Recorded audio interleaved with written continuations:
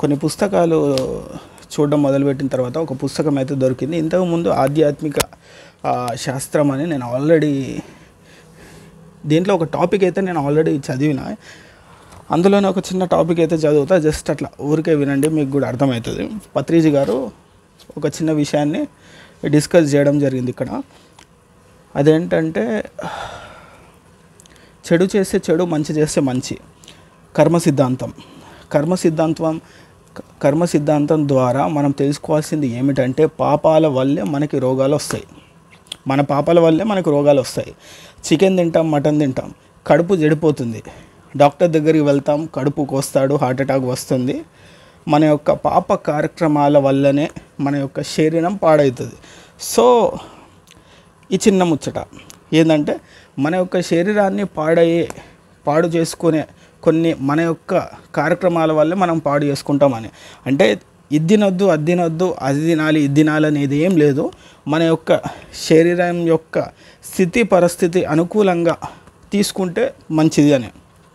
నోరు బాగుంటే ఊరు బాగుంటుంది, నోరు బాగలేకపోతే ఊరు బాగోదు. అంటే ఇక్కడ ఏంటంటే ఇప్పుడు నీ నోరు బాగుంటే ఆ ఊరు బాగుంటుందని కాదు, నీ నోరు బాగున్నట్టే ప్రతి ఒక్కళ్ళు అట్లా ఆలోచించాలి. ఇప్పుడు నేను ఒక్కొన్ని మంచిగా మాట్లాడినంత మాత్రాన కాలనీ ఏం బాగుండదు. నేను మాట్లాడుతున్న మాటల్లానే ప్రతి ఒక్కరి నుంచి అలా ఆలోచన వస్తే ఊరు బాగుంటుందని అర్థం. ఇంకేంటంటే నోటితో అందరినీ చంపితే ఊరు నిన్ను చంపుతుంది.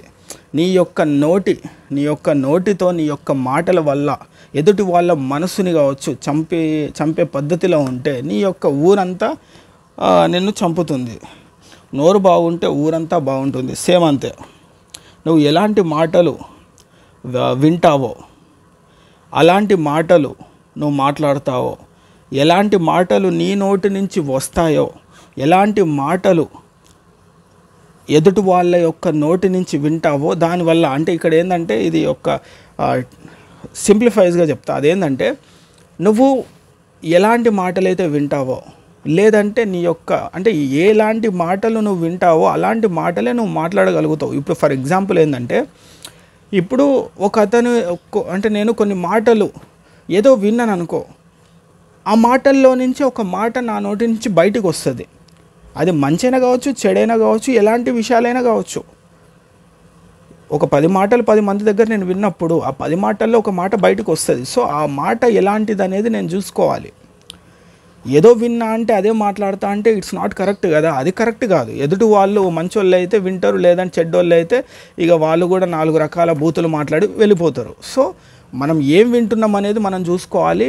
విన్న విషయాల్లో ఏ విషయాలు మన నోటి నుంచి బయటకు వస్తుందనే విషయాలు కూడా మనం గమనించాలి.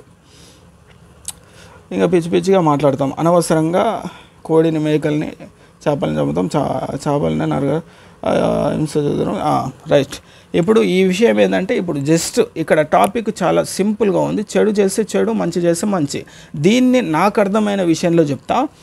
మనం ఎలాంటి పనులు చేస్తాం అంటే ఎలాంటి కార్యక్రమాలు అంటే మనం భోజన అంటే ఆహార పద్ధతిలో ఎలాంటి అయితే మనం తీసుకుంటామో దాన్ని బట్టే మన యొక్క రోగాలు అనేటివి క్రియేట్ అవుతాయి. సో ఏదైనా అంటే నీ యొక్క శరీరానికి అంటే సెట్ కానీ ఏ ఆహారమైనా నీ యొక్క ఆరోగ్యాన్ని పాడు చేస్తుంది అని అదొక పాయింట్. ఇంకొకటి ఏంటంటే నోరు బాగుంటే ఊరు బాగుంటుంది అనే కాన్సెప్ట్ ఏంటంటే మనం మాట్లాడే మాటలు బాగుంటే మనం మాట్లాడే విధంగానే మన చుట్టూ ఉన్న నేచర్ కూడా రెడీ అయితే అప్పుడు ఊరంతా అద్భుతంగా తయారవుతుంది అని.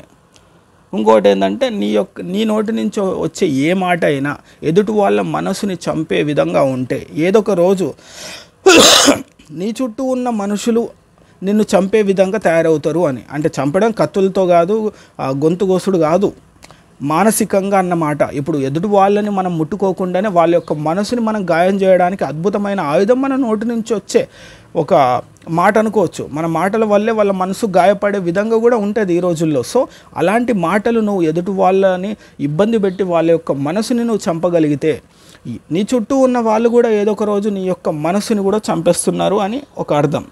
నువ్వు ఎలాంటి మాటలు నువ్వు ఏదైతే ఎవరి దగ్గర ఏ మాటలు విన్నా కూడా నువ్వు ఎలాంటి మాటలు మాట్లాడతావు అనేది చాలా ఇంపార్టెంట్ ఇక్కడ.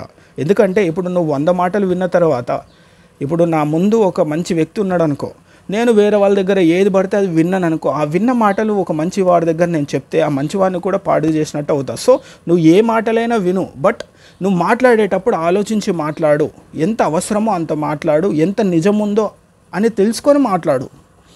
అదే చిన్న విషయం ఈ రోజుకైతే.